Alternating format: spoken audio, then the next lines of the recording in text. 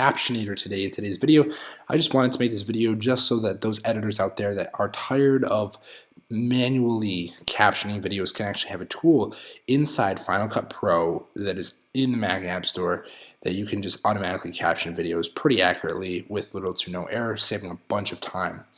So let's jump in, and pretty much what you're going to do is you're first not even going to start in Final Cut. What you're going to actually do is go over to the Mac App Store, which you can find in your Launchpad, and you can just scroll over, you can find it in your App Store.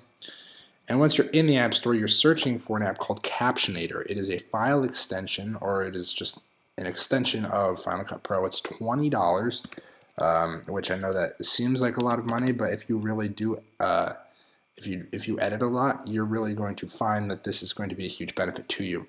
So $20, you're going to download it. It's going to open. Now, depending on which caption you use, you might be ready to start right away.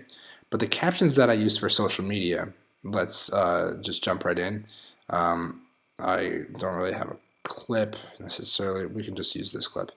I don't have a the font that I use is not in the Apple fonts. So what I'm going to teach you how to do is add in your own designated font to the font book, which I will show you if you go over to text and you go to custom and you just plop that in. And this will actually kind of help you out in just when you're adding fonts in general. So if I go down to my font options over here to the right, I scroll all the way down. The one that I use is called the bold font, and really this gives you that kind of social media look. I would add an outline, which I would usually color in black, and then I would make that a little wider. And now you can see that when you have manual captions that kind of look like this with this font, it's just very clean and it's very nice. And you want to be able to have this font. I'll show you how to do that now. It's really simple actually.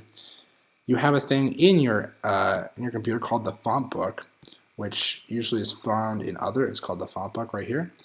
And you're pretty much going to have this open. These are the 3 fonts that I've added.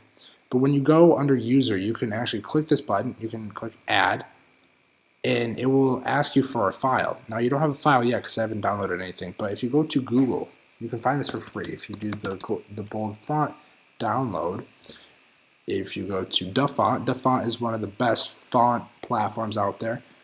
You're going to see this. You're going to press this download button over here, and what it's going to do is drop in here. It's going to download the zip file. When you're done, go into your downloads, and you're going to find the bold font. Open that up. Open this folder, and you're left with 3 or 4 things, depending on which font it is: a TTF file or an OTF file. The TTF file is what we're going to be using. We can jump back into the font book, go to add. And now, if you go to the bold font, you'll see that the TTF file and the OTF file both can be selected. You would select this one, you would open it, and it would add the font in there. I already have the font right here, so I'm not going to add that, but it is a good way to add fonts. And now when you go into anything that is Mac related, you can have this font as an option. And I love it for editing and everything.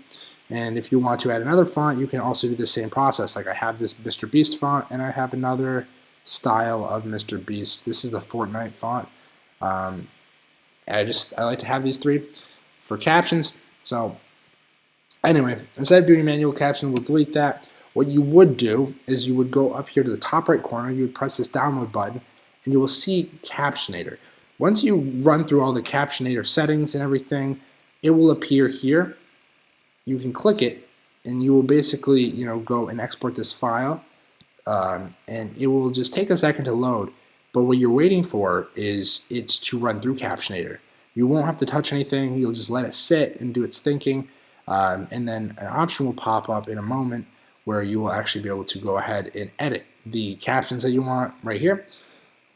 So this little menu always pops up. Thank you for installing Captionator. When this option in this menu pops up, this is going to be your base option for Captionator. You're going to have a few different options as far as fonts go, but you can actually make preset fonts. I have this Mr. Beast font down here that is colored. There's an outline to it and everything, and you pretty much would do that by pressing this plus button. Actually, you would first go ahead and find out. So you press down in advanced, go to style. You can change the font color, the outline color, and then the outline width. To get a good width, I found it to be 14. It's pretty good. And you can go to titles, which is, the actual word here.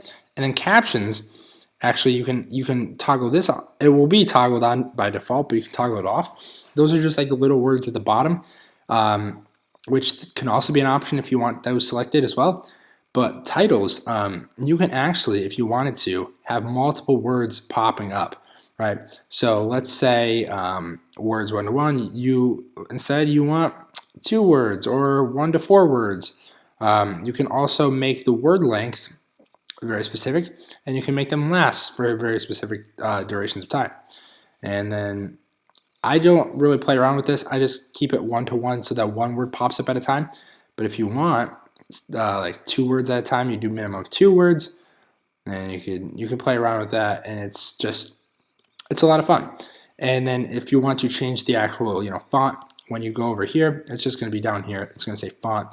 Click on this. A whole bunch of options show up. You can click the size, the typeface, and then the actual family and font that you want. And then when you're finally done, you press the word generate, and you will save this to a location.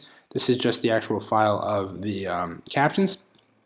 And then what it'll do, you click the actual library that you want it to import to. It will take another second to load, and then over to the left where you will see your actual events, you will see a thing that says generated captions right here. An event called generate captions. You'll click on this project, and it will show a blank project with just captions or even captions and titles. You select all of them, you Command C. You go back to your original project that you were working on, open that up, you start at the beginning, put the playhead at the beginning, and then you can paste all those right in there. And you will see, to the best of the ability of the actual edit, these captions will pop in, actually, interestingly enough, so I'm going to file undo that because, it's actually wrong. If you have a audio track where there's space in front, what you should do is you should line the playhead up with the very first word that is spoken and then paste the captions in. Because then, it's actually lining up with the words and not the spaces, which just happened like a second ago. And that's pretty much it, man. And what you're going to do from here, look at that. You're just going to scrub through these words, and you're going to find things that don't line up, don't match up, and you can individually, select the words, edit them. You can make the sizing different if some of the words, like this one, a subscriber, it's just a little bit too big. Like it just takes up a little bit too much space, so I'd select that, size that down, and now you can see it actually fits. Once you are done with everything, you realize that the words by default start in the middle of the screen, right? What you can do is you can file select everything right here, and you can right click on the captions, and you can do a new compound clip, which will actually compile them all together into this compound, which you'll see in a second, like that. And now the entire thing is one entity, and you can move it all as one. The only downside to this, and you can move this down or up wherever you want it, and just press done.